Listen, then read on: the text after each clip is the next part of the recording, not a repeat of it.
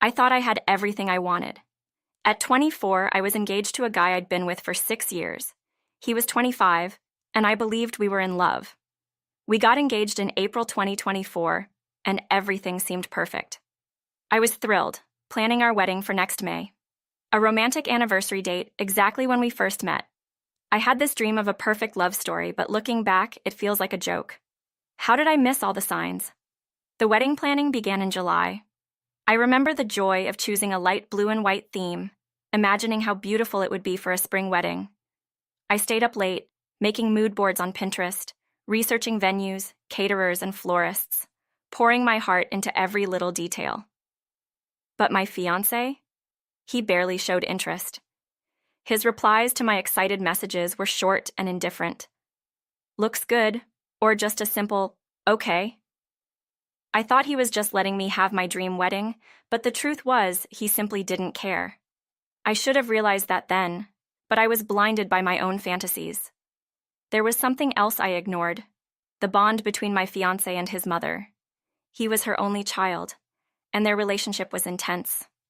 He called her every day, sometimes multiple times, about everything from what car to buy to what we should have for dinner. I thought it was sweet at first, a sign that he cared about family. But over time, it became clear that his mother's opinion would always come first. I didn't realize how deep this went until it was far too late. A couple of weeks ago, I went wedding dress shopping with my mom and sister. It was supposed to be a magical day, one of those memories you hold on to forever. We went from shop to shop, trying on countless dresses, until finally, I found it. The dress. It was beautiful, elegant, and made me feel like a princess. It needed a few adjustments, but I knew it was perfect. Tears welled up in my eyes as I stood in front of the mirror, my mom and sister beaming at me. For a moment, everything was exactly as I had dreamed. I was so happy that I immediately sent photos of the dress to my fiancé. He said it looked beautiful, and for a brief time, I felt like I was on top of the world. But that didn't last long. I didn't realize then that he'd rushed to show those pictures to his mom, almost like a child wanting praise for something he'd done well. That's when everything started to fall apart. His mother called me that day. I was still out with my mom and sister, so I didn't answer. I figured she might be excited about the dress and I'd just call her back later. When I got home, I found her waiting for me, sitting in my living room like she owned the place. She must have used the spare key we'd given her for emergencies. The smile I had worn all day vanished the moment I saw her face. She was furious. She stood up as soon as I walked in, her voice rising before I even had the chance to put down my purse. She accused me of lying to her, of breaking a promise I had never made. She claimed that I had agreed to wear her old wedding dress. I tried to explain, but she wouldn't listen. I had never promised to wear her dress, not once. All I could think was, where is my fiancé? Why isn't he here to back me up? I felt cornered, attacked in my own home, and the person I thought would stand by my side was nowhere to be found. I turned and walked away, retreating to my room like a scolded child. Even with the door closed, I could hear her shouting. I waited for what felt like forever until I finally heard the front door slam shut. Moments later, my fiancé walked in. He looked at me and asked what had happened, as if he hadn't heard the yelling from wherever he had been hiding. I tried to explain, still shaken by the confrontation, hoping he would comfort me. But instead, he defended her. He said his mother was hurt because I had supposedly promised years ago to wear her dress. I couldn't believe it. Maybe 6 years ago I had said something polite about her dress, but to promise I'd wear it? No way. But my fiancé kept insisting, saying that I was making a big deal out of nothing. I went to bed that night feeling more alone than I had ever felt, even with him lying right beside me. I started to see the cracks in our relationship, cracks I had ignored for years. The next morning, I woke up to a flood of messages from his mother. Each one was like a stab to the heart. She called me a liar, said I wasn't good enough for her son, and accused me of trying to drive a wedge between them. I showed my fiancé the messages, hoping he would finally see what was happening. But instead, he shrugged it off, saying, "She's just hurt." That was it for me. It wasn't about the dress anymore. It was about respect. It was about standing up for myself. And I realized that the man I was supposed to marry would never do that for me. He would always choose his mother over me. I tried to explain that this was our wedding, our day, not his mother's. I wanted to feel beautiful in my own dress, but he just didn't get it.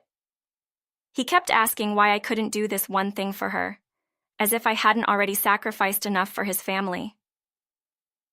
The more we talked, the more I realized that this problem went beyond the dress.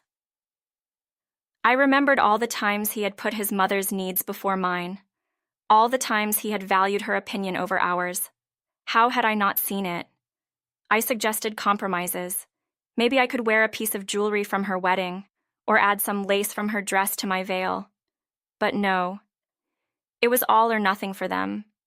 Either I wore the entire dress, or I was an ungrateful liar. The messages from his mother didn't stop. They became nastier, more personal, and each time I showed them to my fiancé, he did nothing. He seemed to agree with her more and more. I started to feel like I was losing myself in this battle, constantly trying to defend my right to have a say in my own wedding. I wasn't being unreasonable. I just wanted to wear my own dress on my wedding day. But they acted like I was tearing the family apart. I decided it was time to talk seriously with my fiancé. I needed him to understand where I was coming from, that I wanted to marry him, not his entire family.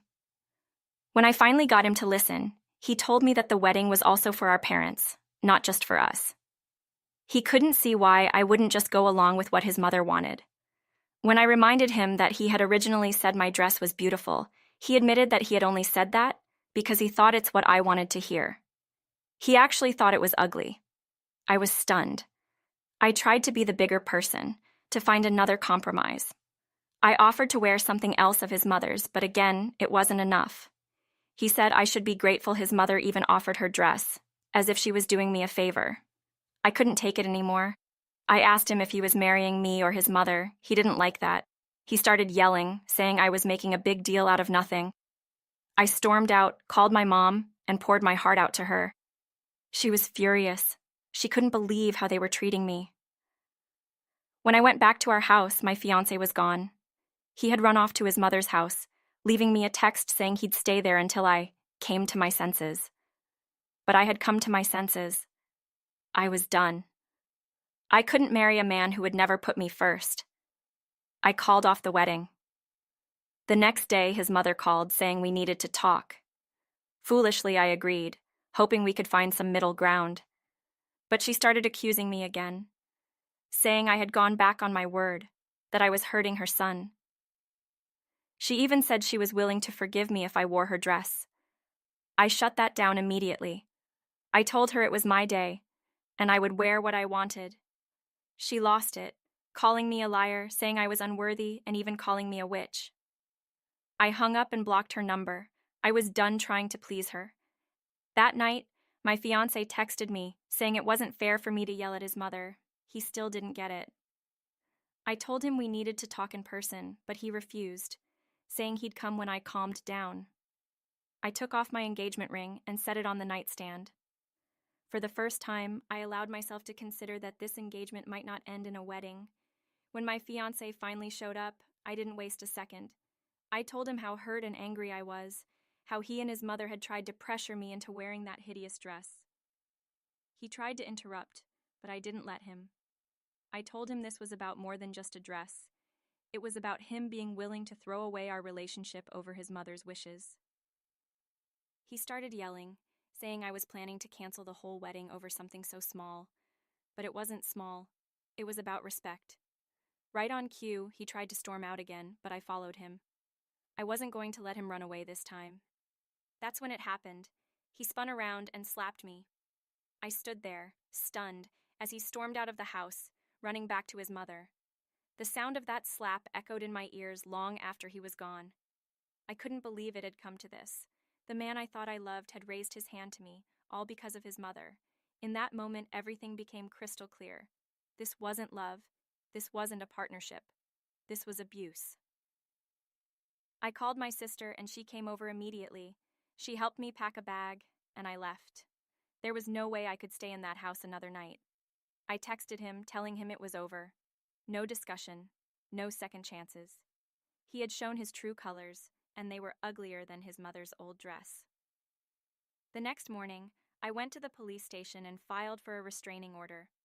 It was both empowering and heartbreaking. As for the wedding, I decided to turn lemons into lemonade. I used the venue to throw an early birthday party for myself, and instead of canceling the honeymoon trip, I took my sister. At least I knew she would always have my back. I also made the mistake of unblocking my ex and his mother, just to see if they had anything to say.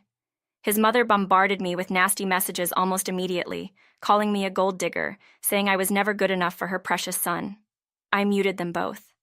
I sent one final text to my ex, officially ending things and telling him exactly what I thought of him. He responded with excuses, begging for forgiveness. But you don't get to slap me and then ask for a second chance. I've moved on. I'm focusing on myself, on my own happiness. I'm not ready to date again, and that's okay. I've started therapy, and it's helping me work through everything. When I do start dating again, I'll know what to look out for. I won't ignore the red flags. And you can bet I'll pay close attention to how any potential partner treats their family.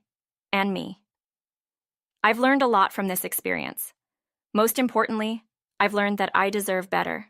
I deserve someone who will stand by my side, who will put me first, and who will respect me. I won't settle for anything